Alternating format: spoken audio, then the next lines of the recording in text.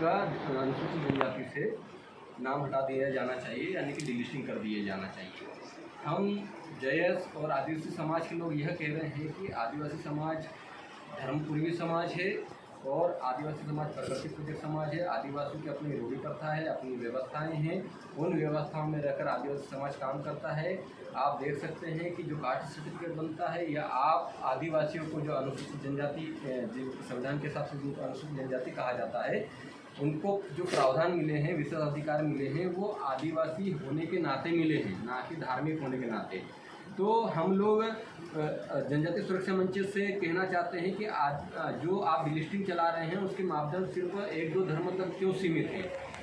वहाँ पर जो आदिवासी समाज है प्रकृति पूजक है पहले तो, और आदिवासी समाज संविधान के अनुच्छेद 342 के तहत अनुसूचित जनजाति में आदिवासियों को नोटिफाइड किया गया है। तो उसमें स्पष्ट लिखा है कि आदिवासियों पर कोई भी धर्म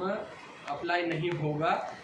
यानी कि ना वो ईसाई होंगे, ना मुस्लिम होंगे, ना हिंदू होंगे, ना बौद्ध होंगे, ना जैन होंगे, ना और भी कोई धर्म उन पर लागू नहीं होगा। इसी के तहत माननीय भारत देश के माननीय सर्वोच्च न्यायालय ने भी समय समय पर जजमेंट दिए हैं और अलग अलग राज्यों के हाईकोर्ट ने भी जजमेंट दिए हैं। तो मैं 1-2 जजमेंट उनके आपको बताना चाहता हूँ कि सुप्रीम कोर्ट का जजमेंट है Madhu Keskar versus state of Bihar का 17 अप्रैल 1966 का, जिसमें यह कहा गया है कि आदिवासियों पे हिंदू मैरिज एक्ट लागू नहीं होता, ना ही मुस्लिम मैरिज एक्ट लागू होता है, ना ईसाई का पर्सनल लॉ, मुस्लिम पर्सनल लॉ लागू नहीं होता है, यानी कि आदिवासियों पर कोई भी धर्म लागू नहीं होता है। ये स्पष्ट रूप से माननीय सुप्रीम कोर्ट और माननीय उच्च न्यायालय अपने समय अनुसार वह जजमेंट दे चुके हैं। तो हम लोग डिलिस्टिंग वाले लोगों से ये कहना चाहते हैं कि जनजाति सुरक्षा मंच के लोग आदिवासियों की डिलिस्टिंग की बजाय आदिवासियों के प्राकृतिकवाद जो सांस्कृतिक है रूढ़ी प्रथा है उसके तहत आदिवासियों की घर वापसी होनी चाहिए, क्योंकि आपकी डिलिस्टिंग की वजह से आदिवासियों की जनसंख्या कम करने का जो षड्यंत्र यहाँ की राज्य सरकार और केंद्र सरकार मिलकर रच रही है, उसमें यह कर दिया गया है कि उस जनजाति सुरक्षा मंच में आदिवासियों को ही वहाँ पर पदाधिकारी बना दिया गया ताकि आदिवासियों को ही आदिवासियों से लड़वाया जाए। और यह आने वाले समय में 2023 में विधानसभा चुनाव होने वाले हैं और JS का जो कार्य क्षेत्र रहा है वो मध्य प्रदेश रहा है। वो संपूर्ण मध्य प्रदेश में JS की वैचारिक क्रांति ने यह ताकत दिखा दी है कि अब जो आदिवासी लोग हैं जो किसी धर्म में चले गए थे वो आदिवासियों की ओर वापस लौट आए हैं। इसलिए डिलिस्टिंग वाले लोगों से मेरा अनुरोध है कि डिलिस्टिंग नहीं, आदिवासियों की सांस्कृतिक रूप से रूढ़ी प्रथा के रूप से उनकी घर वापसी होनी चाहिए। इसके साथ ही जनगणना कालम जो होता है जिसमें ब्रिटिश गवर्नमेंट द्वारा 1871 से लेकर 1941 तक जिस कालम में आदिवासियों की जनगणना हो रही थी उस कालम की मांग हम लोग कर रहे हैं। हम लोग कोई नया धर्म नहीं मांग रहे हैं। हम लोग कह रहे हैं कि जिस कालम में आदिवासियों की जनगणना होती थी उसी कालम में आदिवासियों की वापस जनगणना होनी चाहिए ताकि ये देश में वास्तविक स्थिति में आदिवासी कितने हैं पता चले। अभी लगभग का जो 2011 का आंकड़ा है उसके अनुसार 10 करोड़ आदिवासी है, लेकिन अभी वर्तमान में 15 करोड़ आदिवासी इस भारत देश में रहते हैं।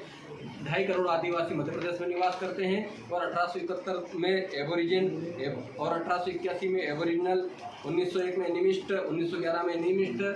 इस तरीके से आदिवासियों की अलग जनगणना कालम में जनगणना हो रही थी, उसी कालम को लागू किया जाए। इसके लिए समस्त आदिवासी संगठनों ने दिल्ली के जंतर मंतर में और राष्ट्रपति को कई बार आवेदन और लेटर लिख चुके हैं कि आदिवासियों की जनगणना अलग कालम में होनी चाहिए। और दूसरा मुद्दा यह है कि आप अभी रिसेंटली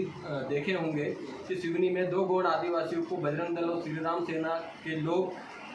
गौ तस्करी की शंका में उनकी पीट पीट कर बुजुर्गों की हत्या कर दी है। उनका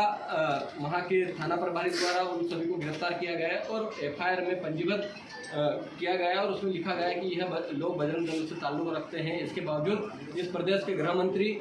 कहते हैं कि वह लोग बजरंग दल के हैं या नहीं, उनको क्लीन चिट दे दिए हैं, जबकि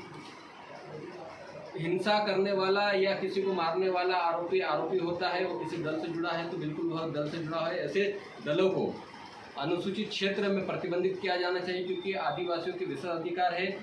और अनुसूचित क्षेत्र में 19(5) के तहत जो गोरक्षा कानून जो ये लोग चला रहे हैं, बजरंग दल के लोग या गोरक्षक लोग जो चला रहे हैं, वह असंवैधानिक है, क्योंकि इस कानून को लागू करने के लिए राष्ट्रपति और अनुसूचित जनजाति राष्ट्रीय अनुसूचित जनजाति आयोग और अनुसूचित जनजाति मंत्रालय में इनको भेजना चाहिए था। वहाँ से तय होना चाहिए था कि आदिवासी क्षेत्रों में इनका काम करने का मापदंड क्या होगा, इनका तरीका क्या होगा, जिसके तहत ये लोग काम कर रहे हैं। इनको तत्काल हमारा राष्ट्रपति महोदय और राज्यपाल महोदय से निवेदन है कि अनुसूचित क्षेत्र में 19(5) के तहत इन लोगों को प्रतिबंधित कर दिया जाना चाहिए, ताकि ऐसी हिंसात्मक घटनाएं या धार्मिक उन्माद फैलाने वाली घटनाएं अनुसूचित क्षेत्र में जहां आदिवासी लोग निवास करते हैं वहां पर ना हो। क्योंकि आदिवासी समाज प्रकृति प्रेरक और धर्मपुरी समाज है, आदिवासी समाज अहिंसक समाज है, आदिवासी समाज मानवतावादी समाज है। आदिवासी समाज चाहता है इस देश में रहने वाले तमाम लोग, तमाम धर्म के लोग एक दूसरे के साथ मिलजुल कर रहें, हंसी खुशी रहें, कोई किसी के साथ हिंसा न करे। लेकिन इसका उलट यहाँ पर हो रहा है कि मध्य प्रदेश में आदिवासियों को आए दिन मारा जा रहा है, आए दिन पीटा जा रहा है, लेकिन मध्य प्रदेश की सरकार आरोपियों के पक्ष में खड़ी होती नजर आ रही है। आप इसी के साथ देखे होंगे कि वहाँ के सांसद और केंद्रीय राज्य मंत्री फग्गन सिंह कुलस्ते जी बजरंग दल के कार्यकर्ताओं के साथ खड़े नजर आए। उन्होंने कहा कि बजरंग दल के कार्यकर्ता आरोपी नहीं है, जबकि आरोपियों का चिन्हित हो चुका है, विवेचना में वह आ चुके हैं और साबित हो चुका है कि वह उन्हीं लोगों ने उन 2 बुजुर्गों की गो तस्करी के शंका में हत्या कर दी थी। दूसरा ये है कि कांग्रेस और बीजेपी के लोग जो आदिवासी एरिया में आदिवासी लोगों को बहलाने फुसलाने के लिए भ्रम फैला रही है, यह बंद होना चाहिए। क्योंकि एक तरफ तो मध्य प्रदेश में कांग्रेस के लोग आदिवासी हितैषी होने का ढोंग करते हैं, वहीं छत्तीसगढ़ में हसदेव अरण्य जंगल, जो कि बहुत बड़ा जंगल है जहाँ पे कोल माइंस है, वहाँ पर छत्तीसगढ़ में कांग्रेस की सरकार है। उस सरकार ने उन जंगलों को अपने अडानी के हाथों बेच दिया है। वहाँ पर रहने वाले आदिवासियों को छत्तीसगढ़ की सरकार विस्थापित कर रही है और वहाँ से उन लोगों को जंगल से बेदखल कर रही है। और यही मामला राजस्थान में कांग्रेस की सरकार होने के बावजूद वहाँ पर रीट, जो कि एग्जाम के लिए आदिवासी लोग, हजारों की संख्या में आदिवासी लोग एक काकड़ी डूंगरी करके पहाड़ है, पहाड़ पर आंदोलन कर रहे थे। वहाँ पर आंदोलनकारियों के साथ को गलत दिशा में आंदोलन को मोड़ दिया गया और वहाँ पर 5000 आदिवासियों के ऊपर 62 मुकदमे दर्ज किए गए। जबकि यहाँ पर मध्य प्रदेश में कांग्रेस की बीजेपी की सरकार जो है वह मानपुर में जयस के लोग केमिकल डंप करने वाले, प्रकृति को बचाने के लिए केमिकल डंप करने वालों के खिलाफ आंदोलन करते हैं। तो यहाँ की राज्य सरकार और वहाँ के स्थानीय नेताओं के दबाव में प्रशासन आदिवासी लोगों पर ही मुकदमे दर्ज कर लेता है। क्योंकि आदिवासी लोग मानवता को बचाने की बात कर रहे थे। आदिवासी लोग चाहते थे कि अजनार नदी में जो केमिकल डंप किया जा रहा है उस केमिकल को डंप नहीं किया जाए और इंदौर और महू और उसके आसपास रहने वाले लोग सुरक्षित रहें, उनको गंदा पानी न मिले, उनको गंदी एयर ना मिले, इसलिए काम कर रहे थे। जबकि